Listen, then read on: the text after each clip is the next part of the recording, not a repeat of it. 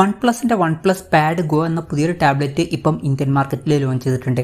ഈ ഒരു ടാബ്ലറ്റ് 20,000 രൂപ പ്രൈസ് റേഞ്ചിലാണ് വരുന്നത്. ഈ ഒരു വീഡിയോയിൽ നമ്മൾ നോക്കാൻ പോകുന്നത് OnePlus Pad Go എന്ന ടാബിൻ്റെ ഒരു സ്പെസിഫിക്കേഷൻ അനാലിസിസ് ആണ്.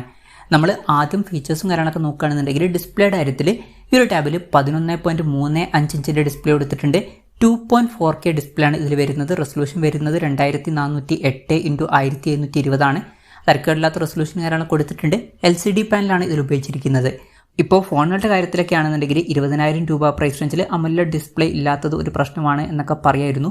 പക്ഷേ ടാബുകളുടെ കാര്യത്തിൽ 20,000 രൂപ പ്രൈസ് റേഞ്ചിൽ AMOLED ഡിസ്പ്ലേ ഇല്ലാത്തത് ഒരു പ്രശ്നമായിട്ട് പറയാൻ പറ്റില്ല. LCD ഡിസ്പ്ലേ എന്നുള്ളത് നോർമൽ ആയിട്ടുള്ള ഒരു കാര്യം തന്നെയാണ്. പിന്നെ ഈ ഒരു ടാബിൽ 90 ഹെർട്സിൻ്റെ റിഫ്രഷ് റേറ്റ് സപ്പോർട്ട് ചെയ്യുന്നുണ്ട്. അതുപോലെ തന്നെ 150 ഹെർട്സിൻ്റെ ടച്ച് സാമ്പിളിംഗ് റേറ്റും വരുന്നുണ്ട്.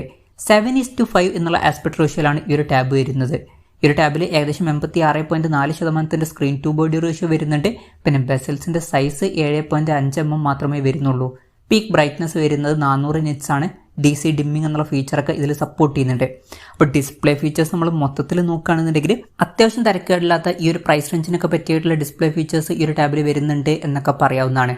പിന്നെ ഫേസ് അൺലോക്കിംഗ് ഫീച്ചർ ഇതിൽ കൊടുത്തിട്ടുണ്ട്. ഫിംഗർ പ്രിന്റ് സെൻസർ കൊടുത്തിട്ടില്ല, പക്ഷേ ടാബുകളുടെ കാര്യത്തിൽ അത് വലിയൊരു പ്രശ്നമായിട്ടൊന്നും പറയാൻ പറ്റില്ല. പിന്നെ ഈ ഒരു ടാബിൻ്റെ വെയിറ്റ് വരുന്നത് 532 ഗ്രാമാണ്. തിക്നെസ് വരുന്നത് 6.89 mm ആണ്. ഈ ഒരു ടാബിൻ്റെ ട്വിൻ മിന്റ് എന്നുള്ള കളർ വേരിയൻ്റ് ആണ് ഇപ്പം ഇന്ത്യൻ മാർക്കറ്റിൽ ലോഞ്ച് ചെയ്തിരിക്കുന്നത്. പ്രോസസ്സറിൻ്റെ കാര്യം നോക്കുകയാണെന്നുണ്ടെങ്കിൽ mediatekന്റെ helio G99 എന്ന പ്രോസസ്സർ ഈ ടാബിൽ കൊടുത്തിട്ടുണ്ട്. ഇപ്പോൾ ഫോണുകളുടെ കാര്യത്തിലാണെന്നുണ്ടെങ്കിൽ ഈ ഒരു പ്രൈസ് റേഞ്ചിൽ ഇത് അത്ര പോരാ എന്ന് പറയേണ്ടി വരും. പക്ഷേ ടാബുകളുടെ കാര്യത്തിൽ തരക്കേടില്ലാത്തൊരു പ്രോസസ്സറാണ് എന്ന് പറയാവുന്നതാണ്. പിന്നെ കമ്പാരിസൺ പറയുകയാണെന്നുണ്ടെങ്കിൽ റിയൽമി പാഡ് എക്സ് എന്നുള്ള ടാബ്ലറ്റ് ഈ ഒരു പ്രൈസ് റേഞ്ചിൽ വരുന്നുണ്ട്. അതിൽ സ്നാപ്ഡ്രാഗൺ 695 എന്നുള്ള പ്രോസസ്സർ കൊടുത്തിട്ടുണ്ട്. അത് ഇതിനേക്കാൾ കുറച്ചും കൂടി ബെറ്റർ ആയിട്ടുള്ള ഒരു പ്രോസസ്സർ ആയിരിക്കും. പക്ഷേ ഒരു കാര്യം എന്താണെന്ന് വെച്ചാൽ ആ ഒരു ഫോണിൽ 20,000 രൂപ പ്രൈസ് റേഞ്ചിൽ 4 GB റാമേ വരുന്നുള്ളൂ. പക്ഷേ ഈ ഫോണിൽ അങ്ങനെയല്ല.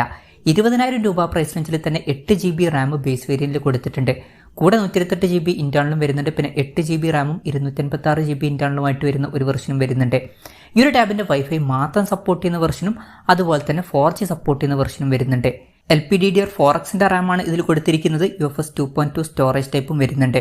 പിന്നെ മെമ്മറി എക്സ്പാൻഡ് ചെയ്യണമെന്നുണ്ടെങ്കിൽ ഡെഡിക്കേറ്റഡ് മെമ്മറി കാർഡ് സ്ലോട്ട് ഈ ഫോണിൽ കൊടുത്തിട്ടുണ്ട്. 1 TB വരെ മെമ്മറി എക്സ്പാൻഡ് ചെയ്യാവുന്നതാണ്.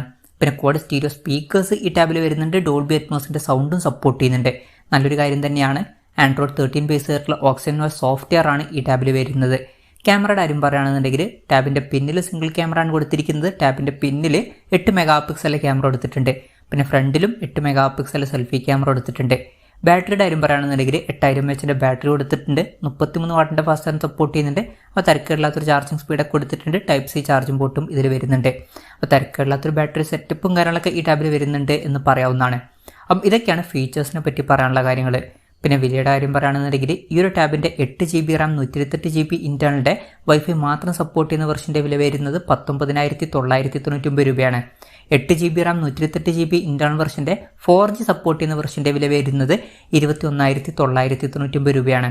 പിന്നെ 8 GB റാം 256 GB ഇന്റേണൽ വെർഷൻ്റെ കാര്യത്തിൽ വൈഫൈ മാത്രം സപ്പോർട്ട് ചെയ്യുന്ന വെർഷൻ വരുന്നില്ല.